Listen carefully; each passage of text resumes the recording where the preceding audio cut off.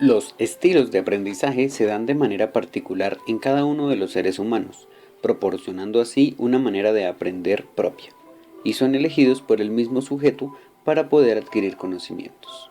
También lo entendemos como las formas que cada individuo tiene para aprender, y digo tiene porque es de la manera en que los alumnos adquieren nuevos conocimientos.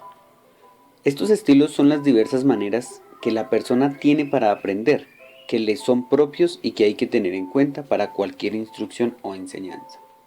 Dentro de las diferencias con otros conceptos, estos se radican en las maneras de que la persona aprenda sin dificultades y de una manera más rápida y confiable, mediante métodos que nos sirven como base para el aprendizaje, donde las formas que cada individuo tiene para aprender las cosas se evidencian desde cómo se aprende a aprender. Los estilos de aprendizaje son el resultado de la combinación de estadios básicos en la adquisición del conocimiento y son las formas por las que cada uno del sujeto tiene acceso al aprendizaje. Para que hablemos un lenguaje menos general, este video se basa en la definición que propone Alonso en 1994, donde dice que los estilos de aprendizaje son los rasgos cognitivos, afectivos y fisiológicos que sirven como indicadores relativamente estables de cómo los alumnos perciben interacciones y responden a sus ambientes de aprendizaje.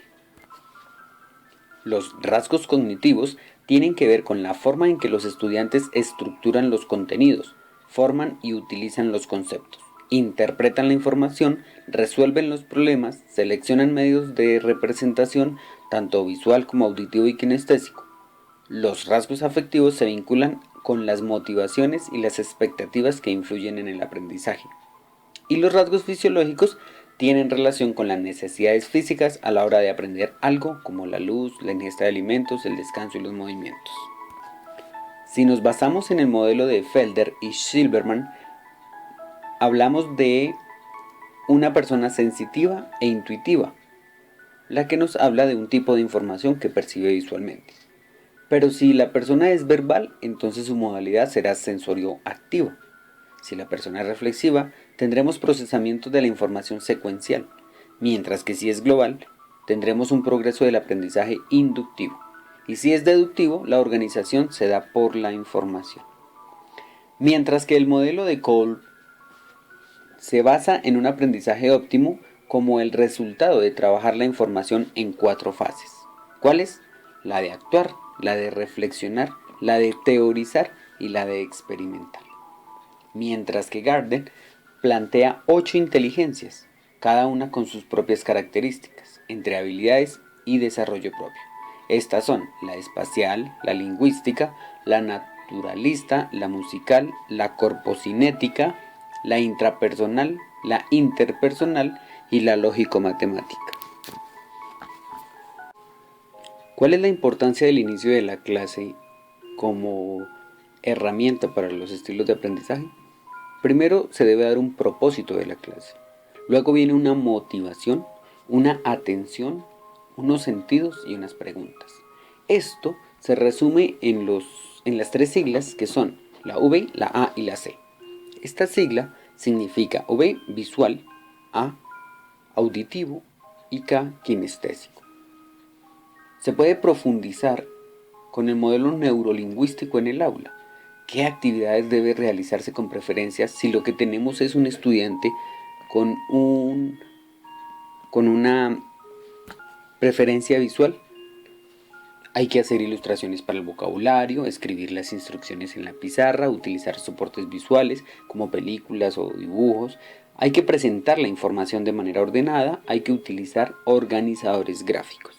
Pero si por el contrario nuestra preferencia es auditiva, entonces se deben realizar debates, instrucciones, explicaciones y preguntas orales, leer textos en voz alta con diversas inflexiones en la voz, hacer dictados, utilizar mapas conceptuales y utilizar cintas y músicas de diferentes tonos y volúmenes para que el estudiante pueda hacer énfasis en su preferencia auditiva.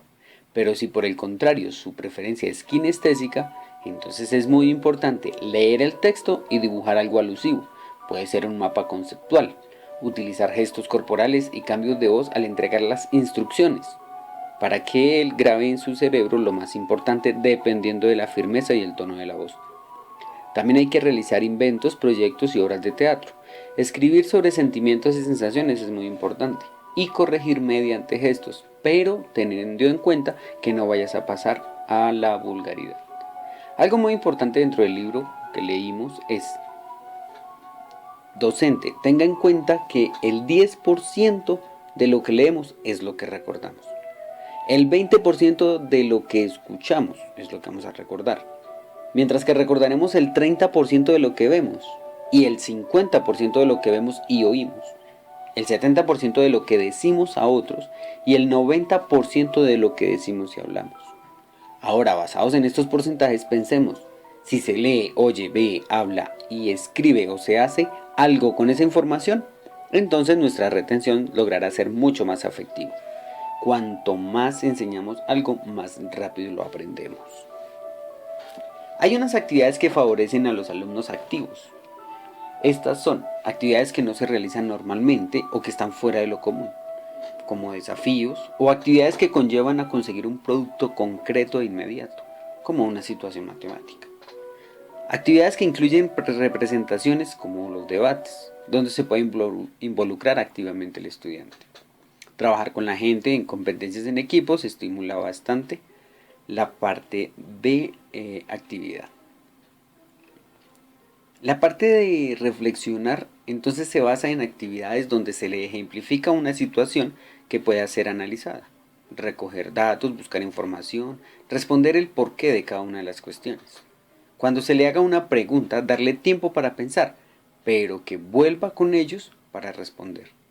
Hay que responder a preguntas implícitas y a hacer o desarrollar proyectos de investigación, redacción de ideas, organizar un debate o simplemente participar activamente en uno de él, si no fue quien lo organizó. Ver un film sobre un tema que pueda analizarse y posteriormente hacer un cineforo. Hay que realizar observaciones, cuestionarios de autoevaluación, trabajos con pequeños grupos y actividades que le permitan pensar sobre lo que está haciendo. Si por el contrario tenemos alumnos pragmáticos, entonces las actividades cambian a ser actividades que le permitan al alumno ver la utilidad de lo que está aprendiendo. Un vocabulario muy aplicado y concreto, estudio de casos prácticos, utilidades con ejercicios en la vida real y utilizar problemas matemáticos con situaciones de la vida diaria, experimentos, probar ideas, técnicas nuevas, presentarle el desafío de mejorar algo, explicar a través de los ejemplos y anécdotas, viendo una película que se muestre cómo se hacen las cosas, videos paso a paso y que posteriormente él los pueda hacer. Utilizar un material concreto es importante en este tipo de actividades.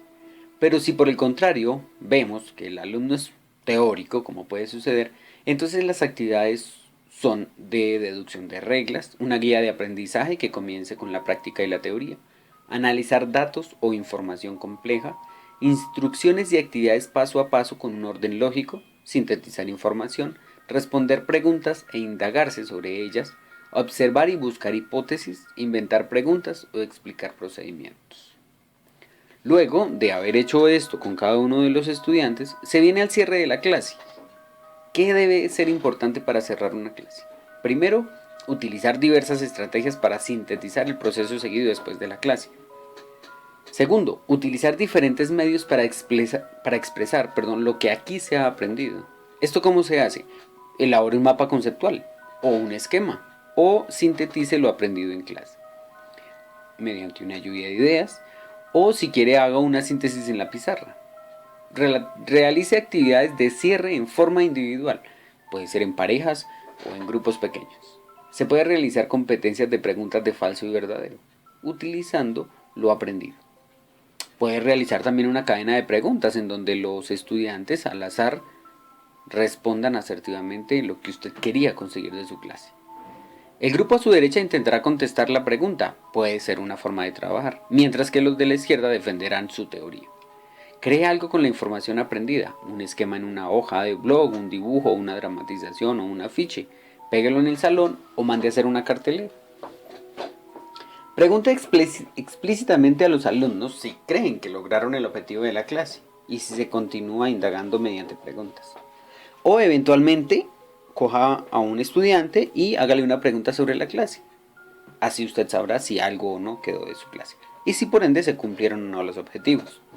Comente a un conjunto la importancia de lo aprendido y de su admiración o de su aceptación podrá usted definir si aprendieron o no. Aprender. Una palabra pues realmente muy usada en el léxico educativo, pero ¿qué significa aprender a aprender?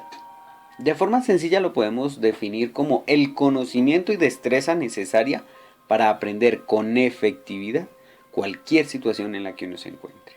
Nuestro planteamiento sobre las teorías de los estilos de aprendizaje trata de una respuesta a la necesidad de aprender a aprender, la cual se presenta para hacer un diagnóstico en los estilos de aprendizaje y también de cómo hacer un adecuado tratamiento de la mejora de cada uno de estos estilos, bien sea visual, bien sea auditivo o kinestésico. Tenga en cuenta que cada alumno tiene su propio estilo de aprendizaje. Los estilos no son inamovibles, es decir, estos pueden cambiar. ¿Cuál sería la tarea del profesor? Pues observar y describir cuál es el estilo de aprendizaje de sus alumnos, darles a conocer su estilo, hacer saber que ningún estilo dura para toda la vida y que cada uno tiene sus pros y sus contras dependiendo del que a usted le guste. Orientar a sus estudiantes para que ellos vean las ventajas del aprendizaje en nuestros alumnos. ¿Cuáles serían estas? Podemos orientar mejor el aprendizaje de cada un alumno si conocemos cómo aprenden. Si nuestra meta educativa es lograr que el alumno aprenda a aprender, entonces debemos apostar por ayudar a conocer y mejorar sus propios estilos de aprendizaje. ¿Qué le permitiría saber al alumno y en qué le ayudaría? ¿Cómo controlar su estilo de aprendizaje? Esa sería una respuesta interesante a esa pregunta. Otra sería cómo dialogar con sus puntos débiles con el alumno y potencializarlos. Cómo describir sus estilos de aprendizaje para mejorarlos. Conocer en qué condiciones aprenden mejor y retomar esto para que así lo siga haciendo. ¿Cómo aprende la experiencia cada día? Que nos cuente qué hace en su diario vivir para potencializarlo. ¿Cómo supera las dificultades a las que se le presentan cuando se llegan los estilos de aprendizaje? Sabemos que los beneficios y en los estilos de aprendizaje se basan en 4 puntos importantes. Planificar las actividades variadas al gusto de todos los niños. La disposición de los niños durante la clase será más agradable y placentera. Los niños se estimulan para aprender. Los objetivos de la enseñanza se cumplen y el maestro trabaja más cómodamente. Tenga en cuenta que la mezcla de estilos favorece y enriquece el aprendizaje cooperativo.